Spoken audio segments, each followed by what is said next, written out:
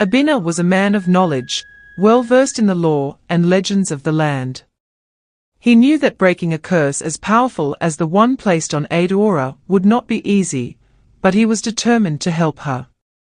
Together, they traveled far and wide, seeking out wise men and women who might know how to lift the curse. Their journey took them to distant lands, through forests and across mountains, to the homes of sages and healers.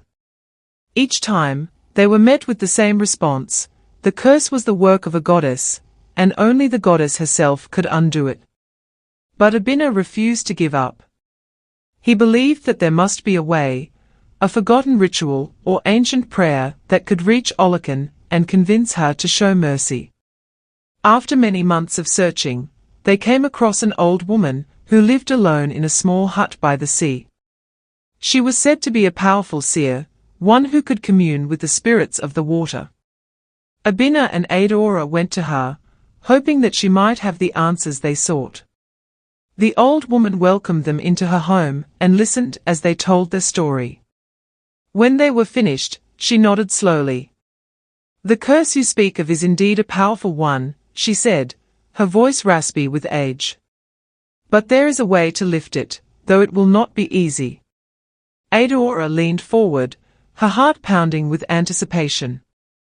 "What must I do?" she asked. "The goddess Olokun is not without mercy," the old woman explained. "But she demands a great sacrifice.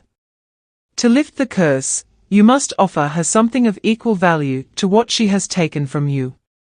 Only then will she consider releasing you from her grip." Adaora felt a chill run down her spine. "What kind of sacrifice?" she asked, fearing the answer. The old woman looked at her with sad eyes. "You must give up the thing you hold most dear," she said softly. "Your beauty, the very thing that has caused you so much pain, is also your greatest gift.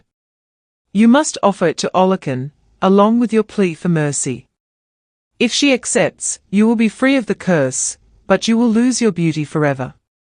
Adaora was silent, her mind racing. Her beauty had been both a blessing and a curse, the source of her torment, but also the one thing she had always had. Could she really give it up? Could she live without it, knowing that she would never again be admired or desired?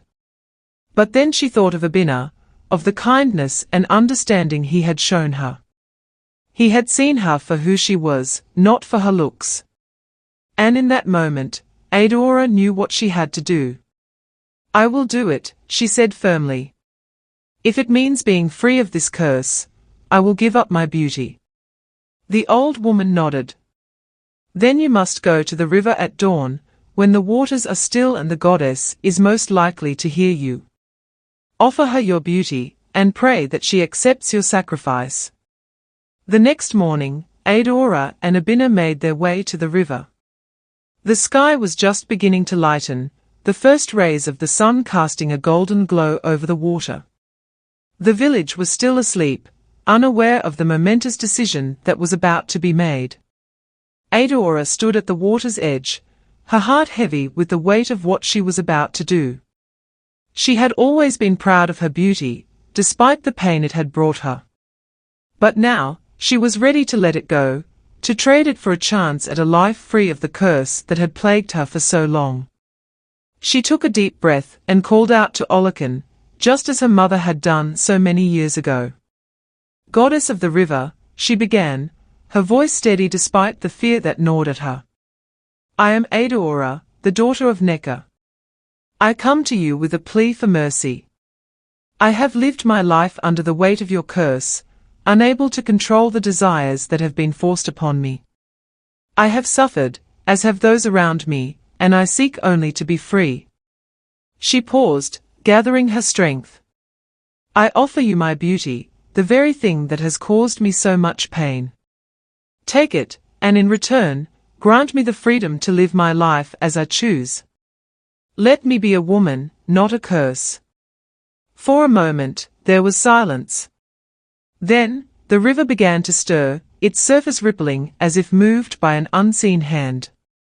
The waters parted, and from their depths, Olokun emerged, just as she had all those years ago.